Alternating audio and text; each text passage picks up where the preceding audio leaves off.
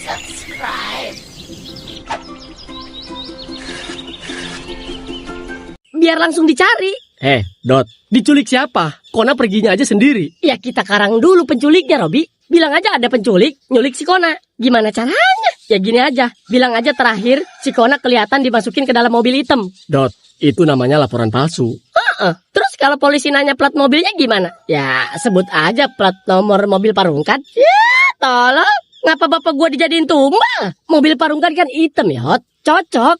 Cocok pala lu. Ntar bapaknya si Piot yang ada ditangkep. Damn, jangan mentang-mentang mobil bapak gua hitam ya. Dia dijadiin kambing hitam. Kan cuma sementara, Yot. Emang penjara ada paket trial? Tahu, bukannya nemuin si Kona, kita malah nyari pengacara buat Parungkan. Berarti dari tadi kagak ada satupun ide yang kepake. Nggak jelas semua. Ya gimana? Ini udah sore lagi, masih mentok juga. Panas kepala gua dari tadi. Kepala lu panas karena dipakai mikirnya setahun sekali, Peot. Daripada otak lu dipakainya kriminal mulu.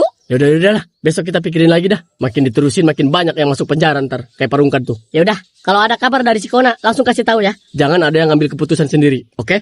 Oke. Yaudah, besok kumpul lagi. Iya, jangan kesiangan.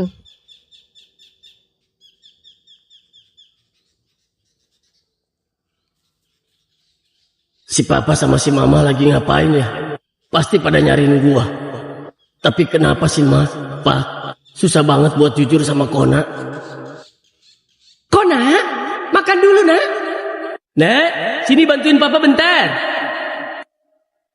Gua kangen. Tapi gua juga masih sakit hati. Kenapa hidup gua jadi begini sih? Kalau emang gua bukan anak kalian, terus gua ini anak siapa?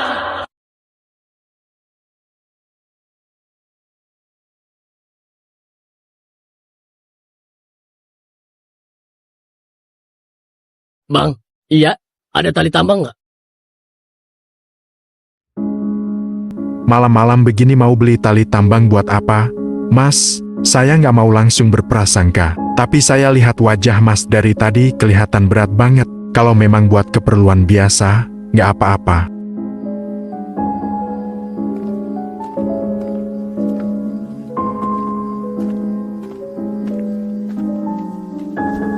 Tapi kalau Mas sedang kepikiran sesuatu yang buruk, tolong jangan lakukan apapun malam ini. Enggak lah Pak, saya masih waras kok. Bapak jangan khawatir begitu. Saya cuma mau latihan buat lomba tarik tambang. Duduk dulu di sini. Mas, minum dulu. Kita ngobrol sebentar. Saya juga pernah merasa hidup saya berat. Saya anak yang sejak kecil nggak tahu orang tua saya ada di mana. Sampai sekarang saya masih punya pertanyaan yang belum terjawab. Tapi saya tetap buka toko setiap hari. Kadang saya bercanda sendiri, kalau bisa saya buka toko 25 jam sehari. Hehe, bukan karena hidup saya selalu bahagia, Mas. Saya cuma belajar bahwa masalah yang terasa nggak mungkin selesai hari ini. Kadang bisa terasa sedikit lebih ringan setelah kita tidur dan bangun lagi besok. Mas Kona juga nggak harus menyelesaikan semuanya malam ini. Kalau Mas sedang sendirian di Jakarta dan merasa nggak punya siapa-siapa, jangan pulang sendirian dulu. Tetap di sini. Kita cari orang yang bisa Mas hubungi. Kalau Mas merasa bisa membahayakan diri sendiri, kita cari bantuan sekarang juga. Mas boleh menangis, boleh cerita, boleh diam. Yang penting malam ini Mas tetap aman. Masih banyak hari yang bisa Mas jalani. Masih banyak jawaban yang belum Mas temukan. Jadi jangan akhiri perjalanan Mas hanya karena malam ini terasa terlalu berat. Besok ada acara, jadi saya mau latihan sendiri dulu biar nggak malu-maluin tim. Malah Bapak sudah berpikir yang aneh-aneh. Tapi saya ngerti sih, mungkin wajah saya memang kelihatan lagi banyak pikiran. Jujur, hidup saya memang lagi agak berantakan. Tapi bukan berarti saya mau menyerah. Saya masih punya banyak hal yang harus saya selesaikan. Saya masih mau cari keluarga saya masih mau kerja, saya juga masih punya orang-orang yang peduli sama saya. Jadi Bapak benar, kita harus tetap berpikir positif. Masalah boleh banyak, tapi jangan sampai pikiran kita yang kalah. Lagi pula kalau saya sampai kalah lomba tarik tambang gara-gara nggak latihan, malu juga Pak. Masa baru ditarik sedikit langsung saya ikut ketarik sampai masuk got? Jadi tali ini memang buat latihan Pak. Saya bayar sekarang. Dan terima kasih juga sudah mengingatkan saya. Kadang orang yang kelihatannya cuma penjual toko malam-malam ternyata bisa memberikan nasihat yang lebih berguna daripada orang yang sudah kita kenal lama. Saya ingat pesan Bapak, kita semua punya cobaan masing-masing. Yang penting jangan berhenti berusaha. Besok saya latihan, lusa saya kerja, Dan suatu hari nanti saya harus menemukan jawaban tentang keluarga saya. Pelan-pelan saja. Yang penting saya masih berdiri, masih bisa berjuang, dan masih punya alasan untuk tersenyum.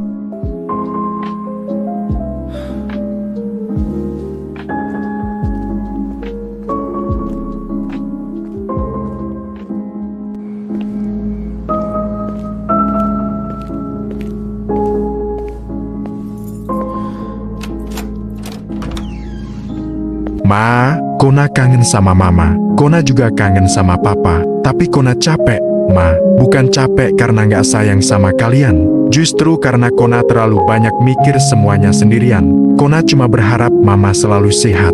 Papa juga pasti sebenarnya kangen sama Kona, kan? Kona tahu papa mungkin sekarang sedang mencari-cari kabar Kona. Ma, Pa, Kona sayang sama kalian. Walaupun Kona sedang jauh, rasa sayang itu nggak hilang. Kona cuma belum bisa pulang. Kona masih harus menyelesaikan semuanya di sini. Kona juga kangen Tiffany. Pasti dia sekarang bingung dan khawatir karena Kona nggak bisa dihubungi. Maaf ya, Tiffany. Bukan Kona sengaja menghilang. Handphone Kona memang sudah diambil orang kemarin. Sekarang Kona nggak bisa video call mama, papa, atau Tiffany. Padahal kadang Kona cuma ingin melihat wajah kalian sebentar. Nggak perlu ngobrol lama, cuma ingin tahu kalian sehat. Cuma ingin dengar suara mama. Cuma ingin dengar papa bilang, Kona, kamu di mana? Mungkin setelah itu Kona bisa sedikit tenang. Tapi sekarang Kona harus sabar. Kona akan cari cara untuk membeli handphone baru. Kona akan kerja. Kona akan berusaha mandiri. Dan kalau nanti sudah bisa menghubungi kalian, orang pertama yang Kona cari adalah mama dan papa. Kona cuma ingin bilang, Kona masih di sini? Ma, Kona baik-baik saja. Jangan terlalu khawatir. Tiffany juga pasti akan Kona hubungi. Karena walaupun sekarang Kona sedang jauh dari semuanya, Kona nggak pernah benar-benar melupakan orang-orang yang Kona sayang. Semoga kalian sehat selalu. Tunggu Kona, ya, Kona akan berusaha kembali dengan keadaan yang lebih baik. Ma, Pa, kalau malam begini, Kona sering kepikiran rumah. Kona jadi sadar, ternyata jauh dari keluarga itu nggak gampang. Dulu waktu masih di rumah, Kona sering merasa biasa saja. Sekarang setelah jauh, suara mama saja rasanya ingin banget Kona dengar. Papa juga. Kona kangen nasihat papa. Kona kangen kalau papa ngajak ngobrol hal-hal kecil yang dulu kadang Kona anggap sepele. Sekarang semuanya terasa berharga. Kona juga kepikiran Tiffany. Dia pasti bertanya-tanya kenapa Kona nggak menghubunginya. Mungkin dia marah. Mungkin dia menangis. Atau mungkin dia sekarang sedang berusaha mencari Kona. Kalau Tiffany sampai datang ke Jakarta, Kona nggak tahu harus bagaimana. Kona masih punya banyak hal yang harus diselesaikan. Tapi satu hal yang pasti, Kona nggak ingin orang-orang yang Kona sayang terus khawatir.